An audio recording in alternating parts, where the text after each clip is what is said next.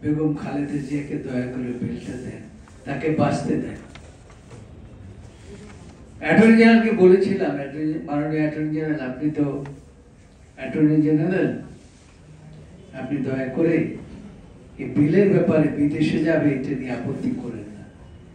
বলেছেন যে ওনারা বেশি দিন বাসার দরকারটা কি, কষ্ট পেয়েছি, ব্যথা পেয়েছি, কিছু বলতে পারি না।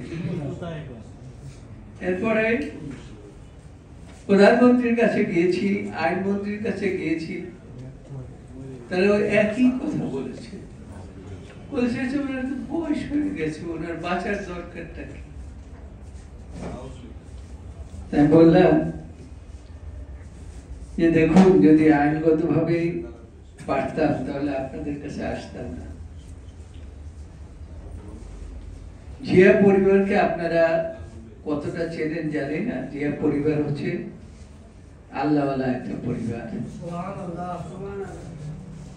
কেন বলছি এই কথা? কারণ আমি এই দল গঠনের পূর্বে আমি শহীদ রাষ্ট্রপতি জিয়াউর রহমানের খুব কাছাকাছি ছিলাম বলে আমি বলছি যে দিনে রাত্রে 24 ঘন্টা বাংলাদেশের মানুষ নিয়ে চিন্তা করতেন। আর সেই পরিবারের হচ্ছে আর বেগম খালেদা জিয়ার হচ্ছে শহীদ রাষ্ট্রপতি জিয়াউর রহমানের স্ত্রী। এখন তিনি মৃত্যু সজ্জায় লড়ছে, এখন আমাদের বক্তৃতার সময় না। আমি আসলে সেই জন্যই আমি কোনো বক্তৃতা দিতে চাই না। আমি আসছি এই কারণে, আমি তো একটা গুণাগার বান্দা।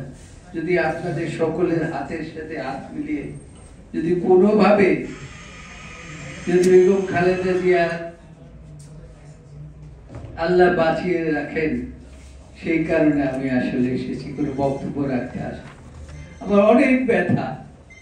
আমি একদিন বলেছিলাম, ম্যাডাম আইনগতভাবে এত যুদ্ধ করলাম, আপনাকে মুক্ত করতে পারলাম না, এর চাইতে বড় ব্যথা আর কিছু নাই। আমি